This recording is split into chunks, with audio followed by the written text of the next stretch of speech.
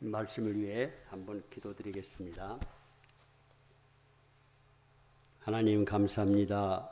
오늘도 지난주와 마찬가지로 주님 앞에 저희들이 모일 수 있도록 주님 인도해 주셔서 감사합니다. 저희들이 신령과 진리로 예배 드릴 수 있도록 주님 저희들을 인도해 주시옵소서. 저희들이 예배를 받아 주시옵소서. 예수님 이름으로 기도드립니다. 아멘.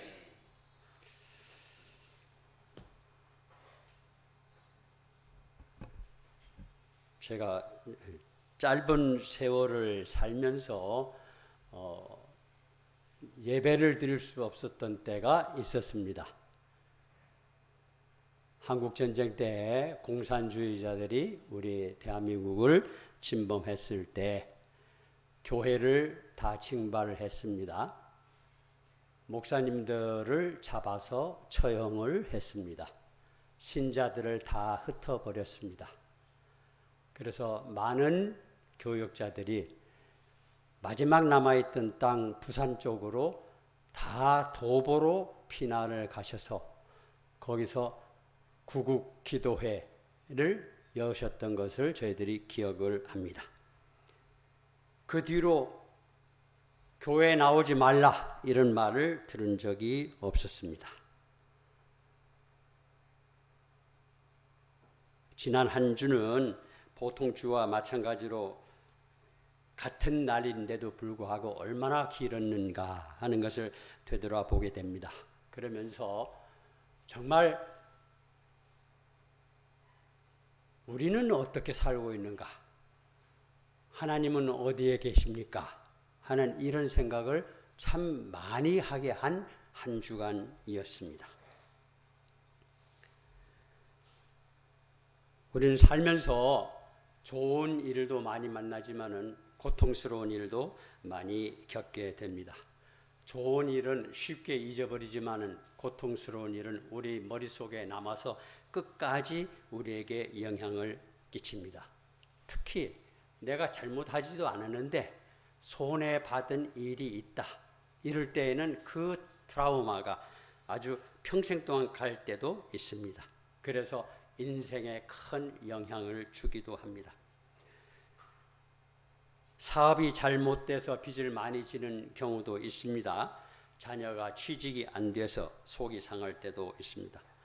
직장에서 옆에 근무하던 동료는 승진을 했는데 자기는 승진에 빠져서 상심하게 되는 그런 경우도 있습니다.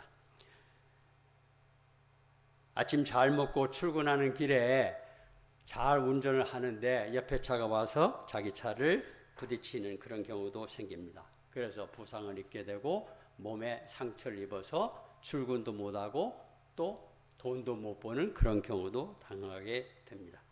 이런 일을 당할 때 우리는 왜요? 하나님 왜요? 이렇게 묻게 됩니다. 하나님 왜 이런 고통을 나에게 주십니까? 이렇게 이야기를 하게 되는 것이죠. 본문에서 하나님은 사랑이시다 이렇게 이야기를 하시고 있습니다. 그러면 사랑의 하나님이 최소한 교회 출석 열심히 잘하는 나를 좀 예쁘게 보아주셔서 만사형통하도록 해주실 수 없지 않습니까? 그렇게 할 수 있지 않습니까? 이렇게 우리가 묻기도 합니다. 그리고 우리는 그래도 때때로 이 작은 주머니를 털어서 좋은 일을 하려고도 합니다. 남한테 도움을 주려고 하고 남을 미워하지 않으려고 하고 그리고 무언가 사회에 공헌을 하려고 합니다. 그런 나는 불신자보다는 조금 더 복을 주셔서 잘 살아야 되지 않겠습니까? 하나님 그렇지 않습니까? 우리가 그렇게 하나님께 이야기를 하고 싶은 때가 많이 있습니다. 그런데 성경은 하나님은 사랑이시다 이렇게 이야기합니다. 하나님은 어떻게 우리를 사랑하실까? 이것을 우리는 평생의 숙제로 가지고 있으면서도 사실은 그 숙제를 잘 풀지를 못합니다. 그런데 하나님은 우리 기대를 훨씬 넘어서 우리에게 더 많은 것을 주신다는 것입니다. 우리에게 더 많은 사랑을 베풀어 주신다는 것입니다. 누구나 사람은 자기 자녀를 사랑을 합니다. 하나님도 자기 독생자를 사랑하십니다. 그 독생자를 이 세상에 보내셔서 죽게 하시고, 그리고 사실은 아무것도 아닌지도 모르는 우리 인생에 대해서 인생을 잘되게 하시려고 자기 아들을 죽이시고 고통을 받게 하시는 그런 하나님이십니다. 하나님은 자기 아들을 속죄 제물로 이 세상에 보내셨습니다. 그 속죄 제물로 세상에 보내셨다 하는 그 말씀은 뭐냐? 하나님은 사랑이시다 하는 거의 근원이라는 겁니다. 그러니까 하나님이 사랑이시기 때문에 자기 아들도 우리 인생을 위해서 보내셔가지고 아들을 고통을 받게 하시고 아들이 목숨까지도 주게 그렇게 만드셨다, 이렇게 이야기를 해볼 수 있습니다. 그런데 우리는 많은 경우에 하나님은 어디 계십니까? 하나님 나를 사랑하십니까? 이렇게 이야기를 하게 됩니다. 사람이니까 그렇게 하죠. 만약에 우리가 하나님이 사랑을 이렇게 느끼고 하나님의 사랑을 눈으로 보고 이러면은 그런 말이 안 나올 겁니다. 우리는 하나님의 사랑을 측정할 수 있는 그런 능력이 없다는 것입니다. 성경은 하나님의 사랑이 너무나 크고 넓고 깊고 높아서 우리가 어떻게 알 수가 없다, 이렇게 이야기를 합니다. 우리는 앞을 못 보는 장님이 코끼리를 만지는 그 이야기를 잘 압니다. 코끼리를 만질 때 코끼리 전체를 만질 수가 없습니다. 우리 손으로 만질 수 있는 것은 한정되어 있습니다. 그래서 다리를 만지는 그런 사람은 이거 큰 벽 같은데 또는 큰 기둥 같은데 이렇게 이야기를 합니다. 코를 만지게 되면 이건 고무호수 같은데 코끼리는 고무호수야, 이렇게밖에는 이야기를 못합니다. 우리가 마치 그런 것 같지 않나 하는 이런 생각을 해봅니다. 때로는 우리가 하나님의 사랑을 이야기를 하면서 하나님의 사랑이 아마도 우리 부모가 자식을 사랑하는 거, 그런 거하고 연관시켜서 이야기할 수 있지 않을까 생각을 해보기도 합니다. 아마 그렇게 이야기를 한다면은 적어도 사랑의 감이라는 것은 이런 것일 것이다 하고 느낄 수 있을런지 모릅니다. 예를 들어 전염병이 돌기 전에 어린 아이에게 전염병 예방 주사를 맞추게 됩니다. 전염병 주사라는 것은 늘 이렇게 아픈 겁니다. 저도 어릴 때 많이 주사 맞으라고 하면 도망가고 이랬거든요. 그러니까 부모가 옆에서 콱 몸을 틀어 잡고 있을 수밖에 없습니다. 못 움직이도록 하는 겁니다. 그리고 아픈 주사 바늘을 어린아이에게 놓는 겁니다. 그럼 어린아이는 어떻게 느낄까요? 와, 우리 엄마 아빠가 나를 사랑한다고 하고 막 이랬는데, 야, 내가 이렇게 고통을 당하도록 일부러 손을 꽉 잡고 있네? 이렇게 느낄지 모릅니다. 그러니까 우리 엄마 아빠는 나를 배신했어, 이렇게 느낄 수도 있겠죠. 부모가 할 수 있는 최선을 하고 있는데도 어린아이는 그렇게 느낍니다. 우리는 그걸 쉽게 이해할 수 있습니다.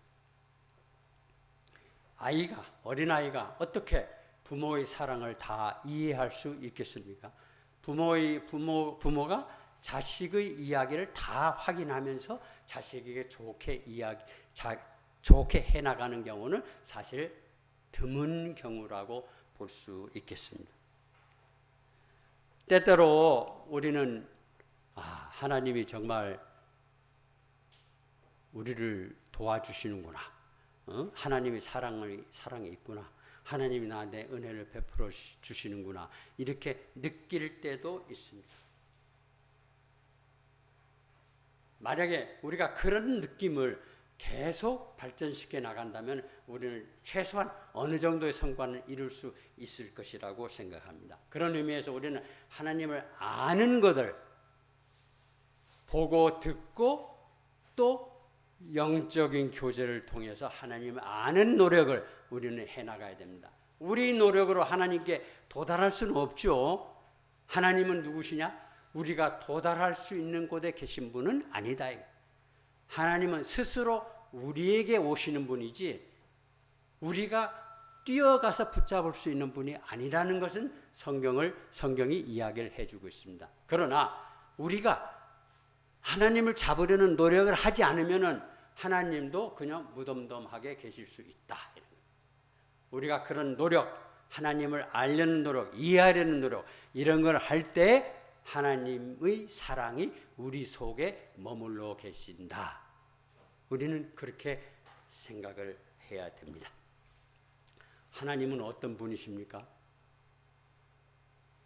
우리 신자들은 교회에 나와서 하나님을 믿는다고 하는 사람들이죠.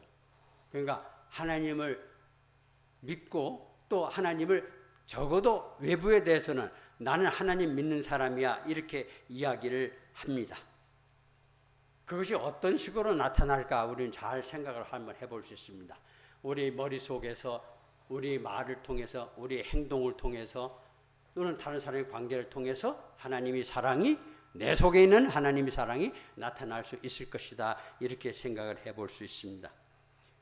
우리가 매주일 교회에 나와서 예배를 드릴 때 신앙 고백을 합니다. 아까도 신앙 고백을 했습니다. 어떻게 합니까? 나는 전능하신 하나님 아버지 천지의 창조주를 믿습니다. 하나님을 창조주를 믿습니다. 나는 그의 유일하신 아들 우리 주 예수 그리스도를 믿습니다. 그리고 뒤에 가서 나는 성령을 믿으며 이렇게 삼위일체 하나님을 고백을 합니다. 그러면 이 짧은 문장에서 우리가 알 수 있는 건 뭐냐 하면은 하나님은 전능하신 분이다. 못 하시는 것이 없는 분이고 모든 것을 다 하시는 분이고 모든 것을 최고로 잘 하실 수 있는 그런 분이다. 이렇게 생각해 볼 수 있습니다. 또 하나는 천지를 창조하셨다. 창조주다는 겁니다. 아무것도 없는 곳에서 하나님께서는 창조를 하셨다. 우주를 지으시고 만물을 지으시고 이 세상에 있는 온갖 것들을 다 지으셨다는 겁니다. 그리고 마지막으로 남자와 여자를 만드셨다. 남자와 여자는 우리가 활용점정 아주 창조의 정점이라고 그렇게 부를 수 있습니다. 왜 창조의 정점이냐? 하나님 자신을 따라서 자신의 형상을 따라서 하나님이 그 지혜와 하나님의 모습이라든가 이런 걸 따라서 사람을 지으셨다. 이렇게 이야기하기 때문에 우리는 하나님 창조의 절정이 사람을 만드신 것이다. 이렇게 이야기를 해볼 수 있습니다. 하나님은 우리와 어떤 관계를 갖는가? 우리는 그런 생각을 많이 하게 됩니다. 어떤 관계를? 하나님은 나와 무슨 관계가 있습니까? 하나님은 높은 보좌에게, 높은 하늘에 계셔서 낮고 천한 우리를 보시는 하나님이십니까? 우리는 옛날에 기도할 때 그거 많이 했습니다. 높고 높은 보좌에 계셔서 낮고 천한 우리를 보살피시는 하나님. 하나님은 위에 계시고 우리는 밑에 있습니다. 하나님은 우리하고 같아질 수 없는 분입니다 하는 그런 이야기를 한 겁니다. 그러나 또 다른 면을 봅니다. 하나님은 우리 주변에 계셔서 우리가 느끼지 못하고 볼 수 없고 이렇지만은 하나님은 우리를 아시고 우리가 필요한 것을 주시고 우리가 좋은 데로 갈 수 있도록 인도해 주신다. 이런 생각을 해볼 수 있습니다. 어떠한 하나님이신가? 하나님은 정말 우리를 겁주시는 하나님이신가? 그래서 두려워하게 만드시는 하나님이신가?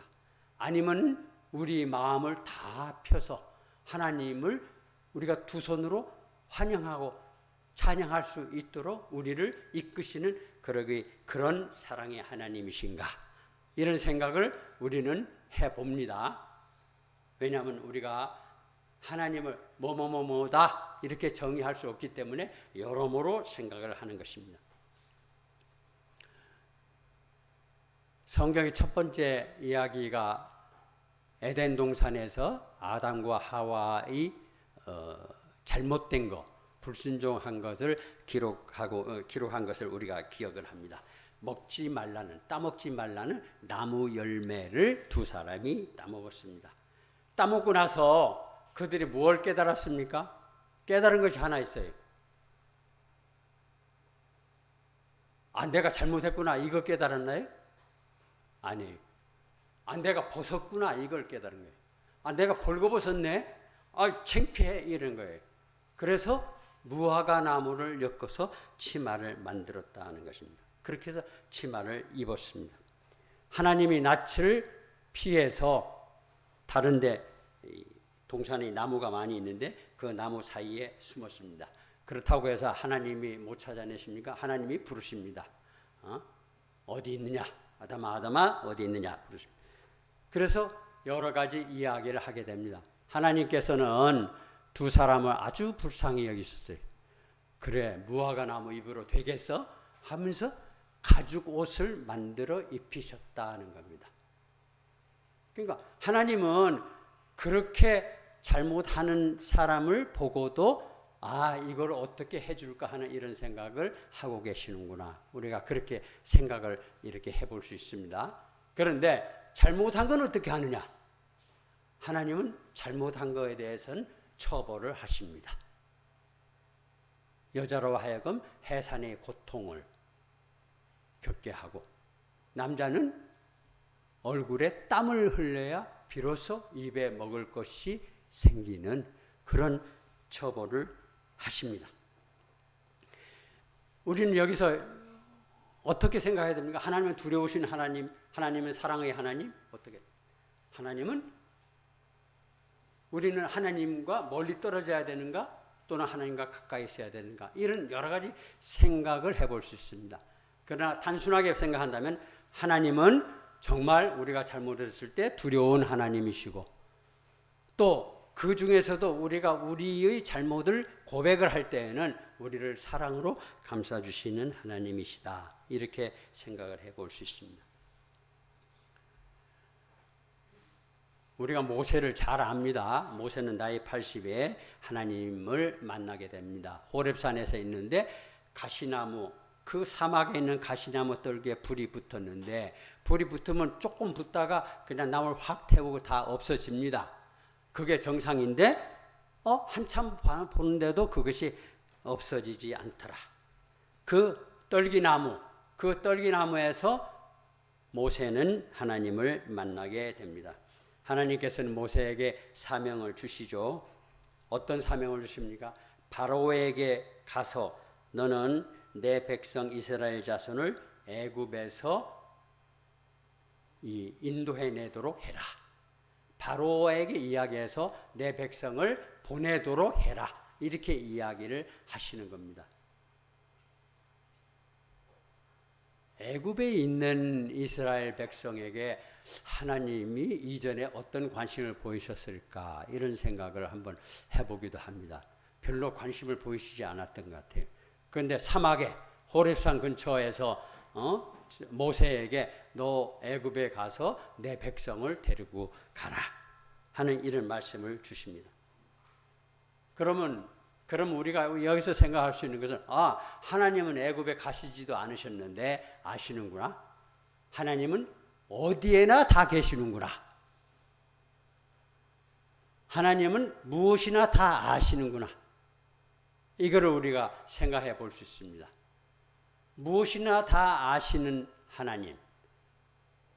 그런데도 시간이 흘러도록 430년이 지나도록 그냥 아무 말도 안 하신 그런 하나님. 어떻게 해서 그렇게 했을까? 우리가 생각해 볼 수 있습니다. 하나님은 때가 이르기를 기다리고 계신다. 우리는 그렇게 볼 수 있습니다. 하나님을 우리 힘으로, 우리 능력으로 찾을 수 있으면 얼마나 좋겠습니까? 그저 쉽게 늘 하나님이 우리가 같이 계신다 하고 생각을 하면서 우리가 힘을 얻게 될 것입니다. 그러나 하나님은 하나님 스스로 우리에게 나타내 보이신다는 겁니다. 우리가 갈 수도 없고, 그런데 하나님은 필요할 때 우리에게 나타내 보시고 필요한 것들을 우리에게 주시고 필요한 곳으로 인도해 주신다는 것입니다. 이 하나님은 모세하고 이야기하실 때 친구와 같이 이야기를 하셨다고 되어 있습니다. 그래서 이 모세가 이야기를 합니다. 하나님, 그러면 하나님이 영광을, 하나님을 나에게 보여주세요. 이런 이야기를 한 거죠. 그랬더니 하나님이 뭐라고 이야기하셨습니까? 나를 보고 산 자가 없다. 그래서 모세는 하나님이 등만 봤다. 이렇게 출애굽기는 기록을 하고 있습니다. 하나님은 거룩한 하나님이십니다. 그래서 거룩한 백성을 자기 백성으로 삼으시는 것입니다. 하나님은 오기를 기다리시는 하나님이 아니시라 부르시는 하나님이십니다. 모세를 부르신 하나님이십니다. 애굽에서 종로를 하는 사람들이 그렇게 압박에 못 이겨 그냥 울부짖는 그런 소리를 하나님께서 들으시고 모세에게 사명을 주시는 것입니다. 그런데 하나님이 좋아하시는 백성을 사랑하는 거, 그건 우리도 합니다. 내가 사랑하는 여자, 내가 사랑하는 남자, 내 목숨 바쳐도 아깝지 않으니까 얼마든지 저걸 사랑합니다. 우리는 충분히 그렇게 이야기합니다. 하나님이 자기 백성을 사랑하시면서 사랑이 하나님이다 이렇게 이야기하는 것이 말이 됩니까? 이렇게 한번 우리가 좀 따져볼 수 있습니다. 그런데 하나님은 정말 하나님을 거역하는 백성도 사랑하신다는 거예요.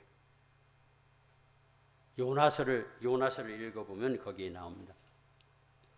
요나서 니느웨 성읍이라는 곳이 나오죠. 니느웨 성은 그 중동 지방에서 악명 높기로 유명한 그런 곳이었습니다. 그 당시에. 그래서 니느웨 왕들은 자기네들이 한 일에 대해서 자랑스럽게 기록을 해놨습니다. 고고학자들이 그런 것을 발굴을 해가지고 이렇게 기록을 했습니다.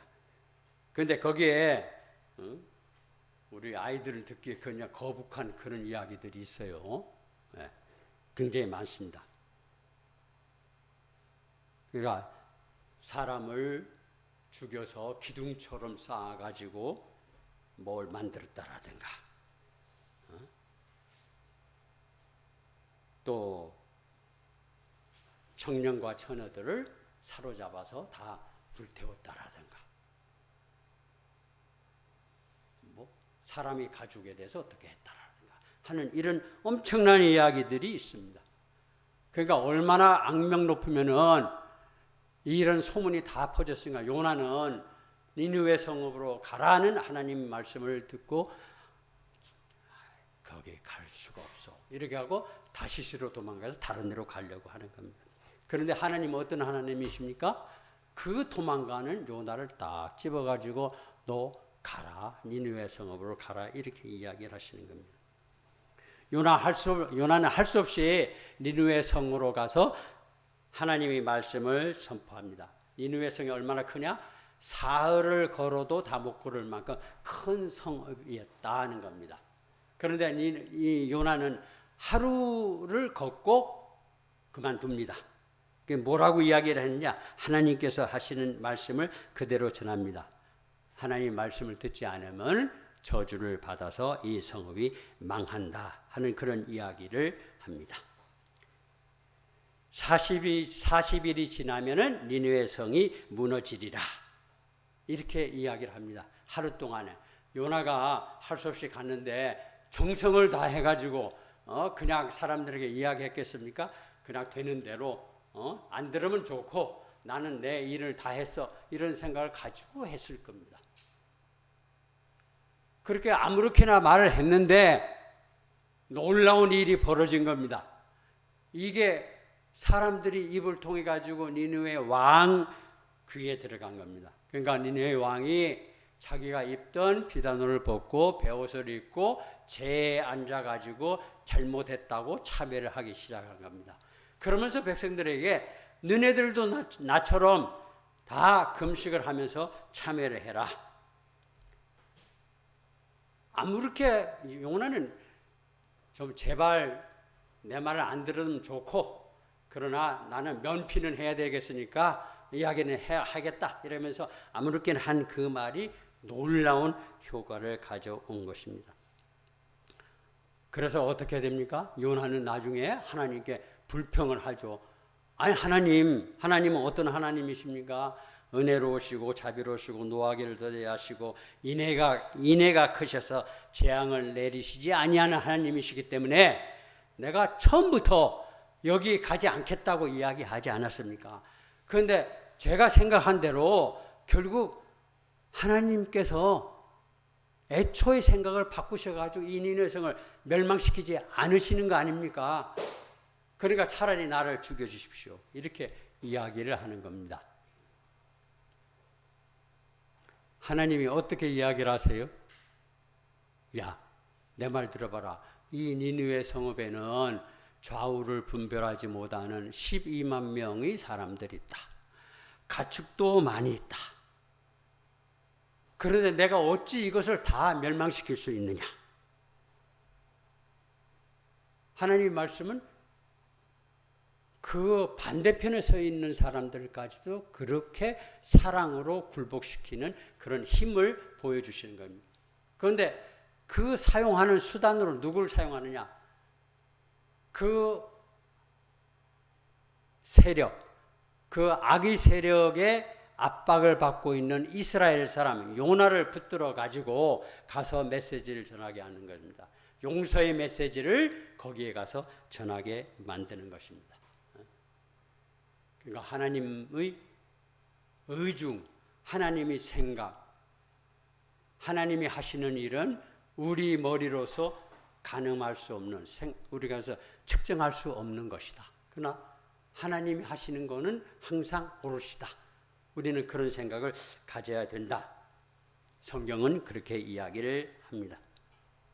하나님의 사랑이 이 구약에서 또는 이런 눈에 보이는 것에서 끝났으면은 우리는 아마 이 자리에 안 있을는지도 모릅니다. 하나님이 자기의 독생자 예수 그리스도를 세상에 보내셨습니다. 우리들이 죄를 우리가 지은 죄들, 우리가 받은 죄들 이런 것을 다 없애해 주시고 우리 멍에를 푸시고 그리고 자기 목숨으로 새로운 생명을 우리에게 주신 것입니다. 그런데 예수님이 하나님이시죠. 예수 그리스도는 하나님이십니다. 그러니까 십자가에 달리시는 것이 뭐 힘들으셨겠습니까?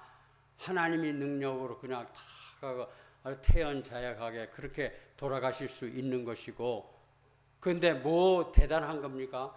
사람이 하면 막 거기 힘을 다하고 그래서 사람이 견딜 수 없는 정도로 소리도 지르는데 하나님이 거기 가 계시는 건데 무슨 의미가 무슨 어려움이 있겠습니까? 무슨 고통이 있습니까? 이렇게 이야기해 볼 수도 있습니다. 근데 누가복음을 읽어 보십시오. 누가복음에는 죽음을 앞둔 예수님이 얼마나 처절한 모습으로 하나님과 교통을 하는지, 하나님과 기도를 하는지를 보여주고 있습니다. 공관복음 다 그런 내용들이 있습니다. 십자가에 달리신 예수님에 대해서 우리 있는 구절을 한번 제가 읽어보겠습니다. 이르시되 아버지여, 기도하실 때 이야기입니다. 이르시되 아버지여, 만일 아버지 뜻이거든 이 잔을 내게서 옮기시옵소서. 내 원대로 마시옵고 아버지 원대로 되기를 원하나이다 하시니 천사가 하늘로부터 예수께 나타나 힘을 더하더라. 예수께서 힘쓰고 애써 더욱 간절히 기도하시니 땀이 땅에 떨어지는 빗방울 같이 되더라. 땀이 핏방울처럼 된다는 것은 생리학적으로 그렇게 될 수 있다고 어느 의사는 그렇게 이야기합니다. 긴장이 이 극도에 달하면 그렇게 될 수도 있다. 그런데 여기 뿐만 아니라 천사가 와서 편을 들어가지고 그 위기에 힘을 더할 수 있도록 해주셨다 하는 그런 이야기를 우리가 볼 수 있습니다. 누구나 남을 위해서 자기 목숨을 내놓는 거 쉬운 일이 아닙니다. 아무리 좋아하는 사람이라도 그 좋아하는 사람을 위해서 자기가 목숨을 버리는 거 이거 결단코 쉬운 일이 아닙니다. 예수님도 그렇게 어려운 인간이 당하는 다 같은 어려움을 겪으신 것입니다. 그리고 하나님께 기도하면서 천사의 도움을 받으신 것입니다. 우리 인간이 노력하는 한계가 있습니다. 우리가 우리 노력을 다 하지만은 건널 수 없는 부분이 있습니다. 그 한계에 도달할 때 하나님께서는 우리를 인도해 주시는 것입니다. 하나님께서 기다리고 계시다가 우리 손을 붙들어 주신다는 것입니다. 인간 스스로의 능력으로 할 수 없는 그것을 하나님께서 받아주시는 것입니다.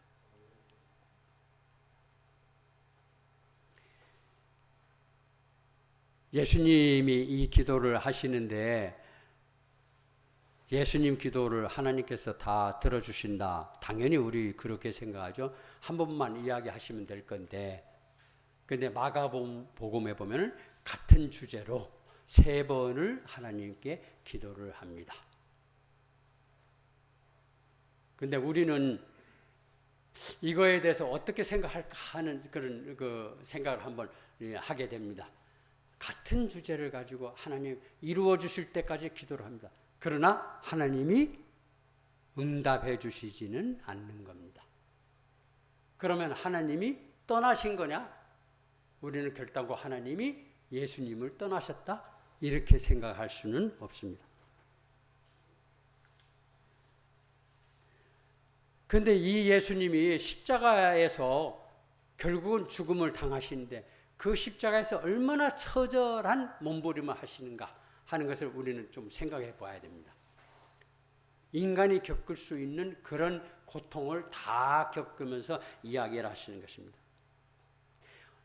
예수님께서 홀로 된 사람, 누구의 도움도 받지 않고 혼자 그 십자가의 고통을 겪는 그런 것들을 성경은 이야기를 하고 있습니다. 마태복음 27장에 그 말씀들이 있습니다. 얼마나 고통스러웠을까.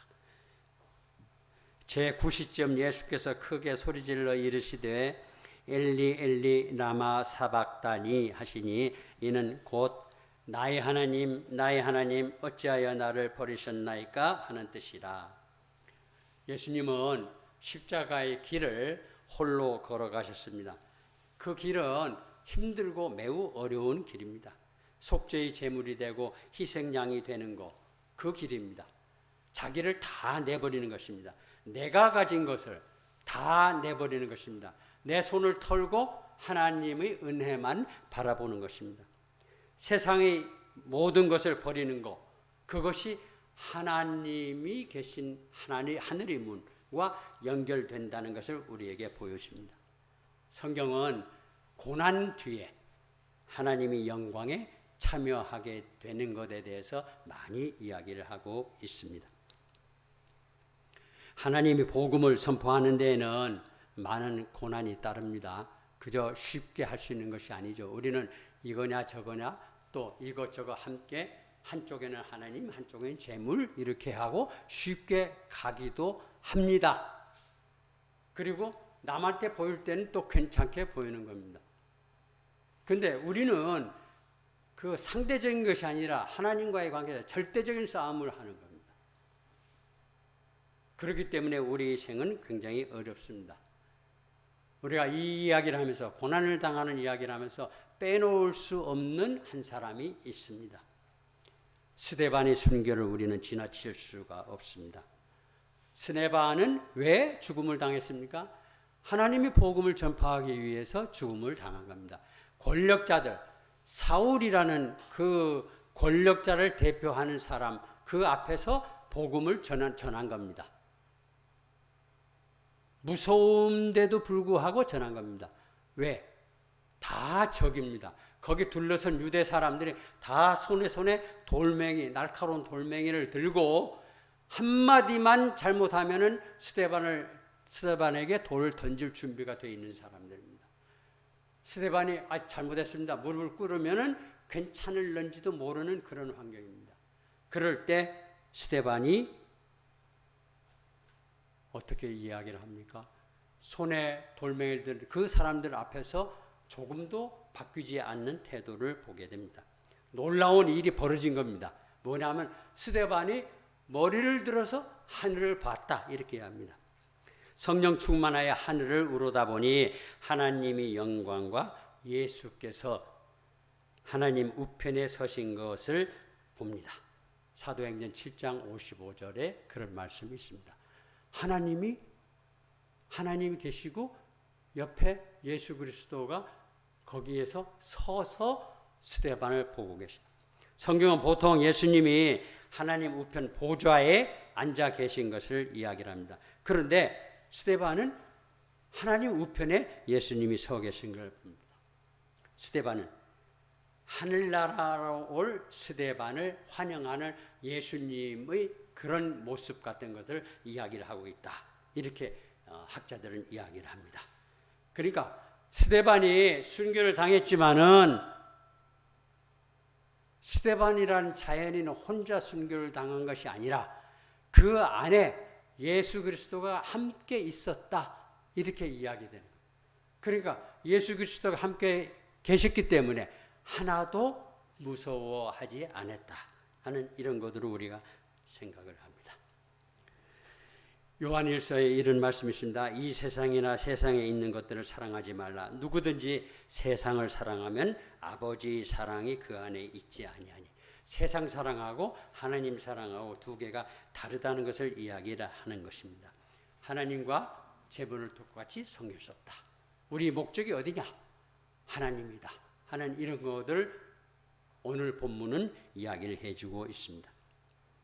우리는 그러면은 어떻게 살아야 되느냐, 무엇을 해야 되느냐 하는 이런 생각을 하게 됩니다. 어떻게 살아야 되느냐? 하나님이 우리를 사랑하셔서 우리에게 가장 귀한 것을 주셨습니다.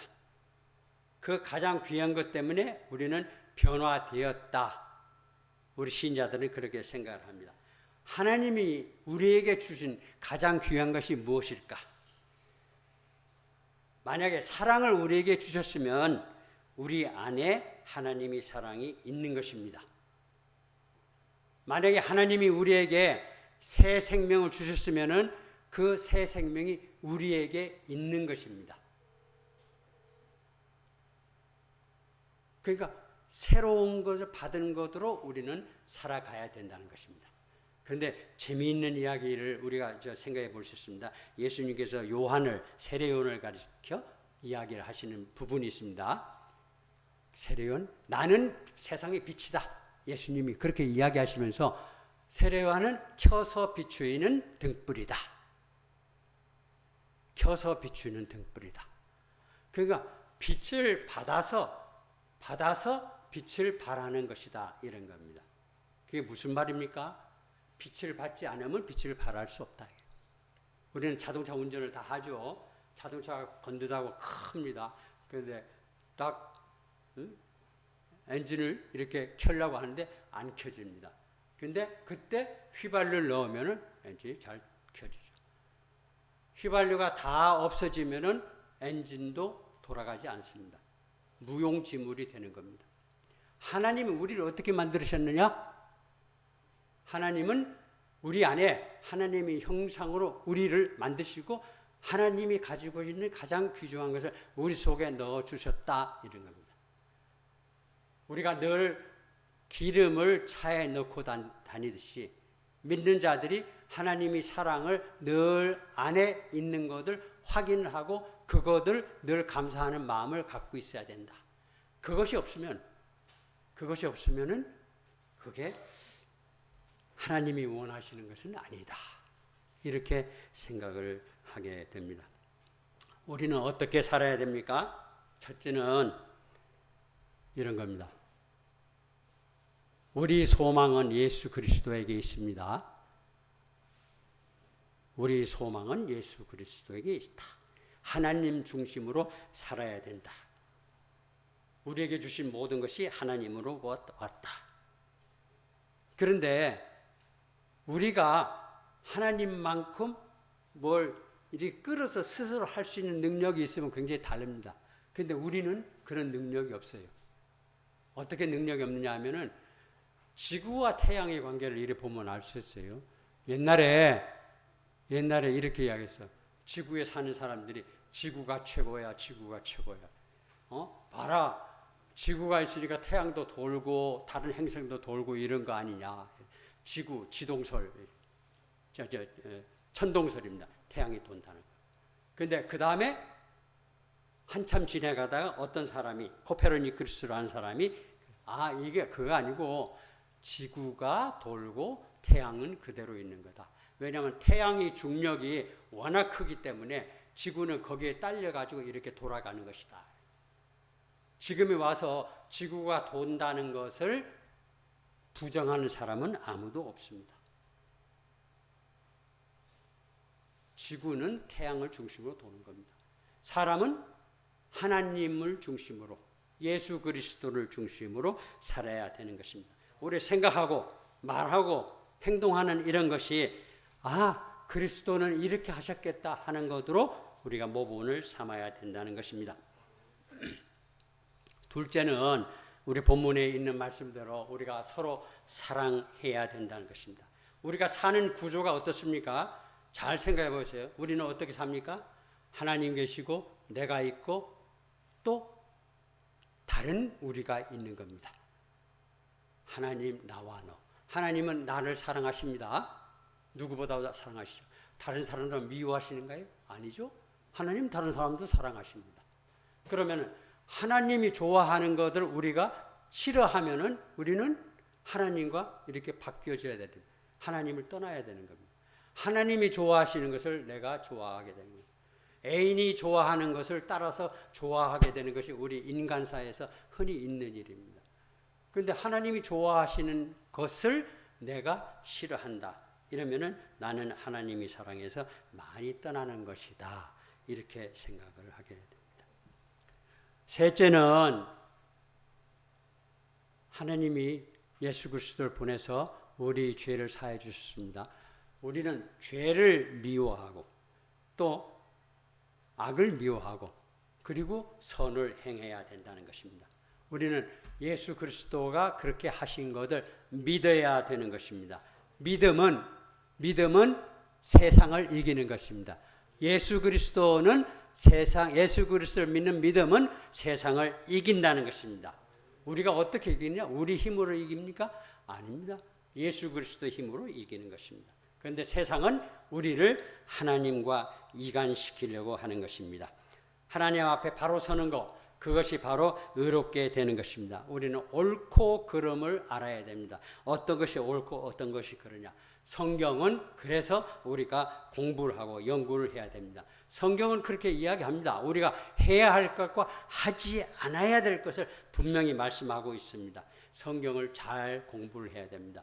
성경이 바로 우리의 해답입니다. 성경을 안 하고 다른 사람이 말하는 것에 더 의존한다면 이것은 조금 잘못된 것입니다. 진짜 처음 주신 말씀이 가장 중요한 것이 이것을 다시 번역하고 해설한 다른 것이 더 우리 관심을 끄는 것은 아닙니다. 하나님이 주신 오리지널 그것에 우리는 더 집착을 해야 됩니다. 악으로 악을 갚지 않아야 됩니다. 악을 선으로 갚는 그런 생활을 해야 됩니다. 성령이 우리를 그렇게 인도하십니다. 왜? 어떻게? 성령이 우리에게 열매를 맺게 하시고 그 열매를 따라서 우리를 살게 하십니다. 성령의 법, 9가지 성령의 법을 금지할 법은 이 세상에 없다. 기도하겠습니다. 하늘에 계신 우리 아버지 하나님, 오늘 하나님이 사랑이심을 다시 한번 배우게 하시니 감사합니다. 우리 머리로 말씀을 알게 하실 뿐 아니라 우리 마음에 새기어서 말씀이 행동으로 나타나는 귀한 역사가 있게 하옵소서. 우리 몸과 마음을 변화시켜 이 세대를 본받지 말고 하나님이 선하시고 기뻐하시고 온전하신 뜻이 무엇인지 분별하게 하옵소서. 하나님을 믿는 사람으로서 이 악한 세대에 슬기롭게 살아가는 지혜와 총명을 주시고 우리를 선한 길로 인도하여 주옵소서. 구하는 것을 다 이루어 주시며 구하지 않는 것도 우리의 필요를 따라 주시는 우리 주님께 감사드리며 예수 그리스도의 이름으로 기도드립니다. 아멘.